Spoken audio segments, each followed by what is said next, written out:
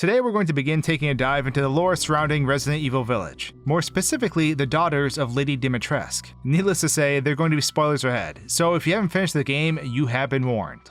Resident Evil Village, or Resident Evil 8, unveiled quite a few new variations to the mold introduced in Resident Evil 7. Through the diabolical, although grief-driven science experiments of Mother Miranda, the player is introduced to the Cadeau, a type of parasite developed to work symbiotically with the mold. We'll be going into the lore of the parasite itself, the mold, and Mother Miranda in more detail in future videos, but for now, it's on to the witches of Castle Dimitrescu.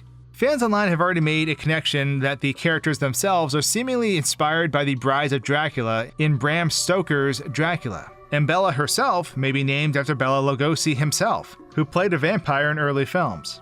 But I can't help but feel that there's a little hocus pocus thrown to the mix. Specifically Sarah Jessica Parker's character, Sarah Sanderson. But I digress. Bela, Cassandra, and Daniela Dimitrescu are the daughters of Alcina Dimitrescu. To begin, it would be fair to point out that their status as her children is an adopted one. Lady Dimitrescu, through her experimentation with the mold and Cadeau alongside Mother Miranda, discovered that Cadeau would eventually produce eggs once they had grown to maturity. When hatched, these eggs gave birth to insects that were very similar to bowflies. These insectoids would devour the host body they are laid upon and take on a mimicry of their appearance through changing their colors and swarming in a specific fashion.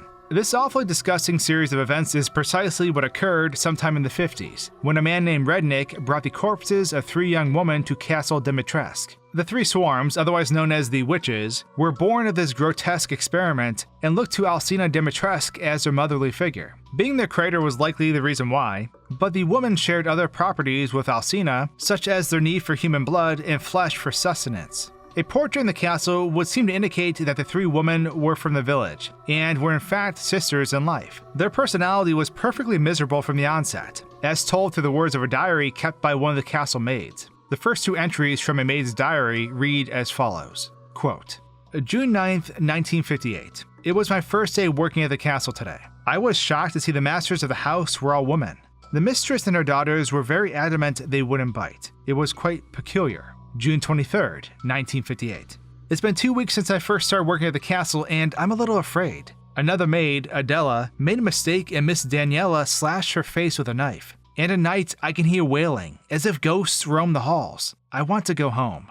End quote. As bioweapons in their own right, the 3 sisters had a plethora of abilities beyond that of their bad attitudes. Superhuman strength and speed are notable, as is the regenerative abilities, mostly granted by the fact that their body is made up of many tiny organisms acting as a hive as opposed to a single entity. The most obvious traits are their chameleon-like mimicry of the human form, and their ability to completely break back down to a swarm to avoid most harm altogether and overwhelm their prey. Ethan experienced this all firsthand when he encountered them throughout the castle. Frankly, if it weren't for Ethan's own special nature, a lot of these encounters would have spelled the end for the hero. Now, this isn't the first time a camouflage ability like this has been seen in the Resident Evil universe. Resident Evil 0 had a similar, though arguably inferior, manifestation of chameleon-like displays with James Marcus's leeches. When developing viruses in the 70s, leech DNA was combined with the progenitor virus to create the T-virus. Marcus then took this newly developed strain and injected it into the leeches themselves and caused a number of mutations including overgrowth and hardening of the teeth to the point where they could shatter glass. These leeches' mutations also create the aforementioned mimicry ability that allow them to act somewhat as a hive mind to take on the general rough form of a human being.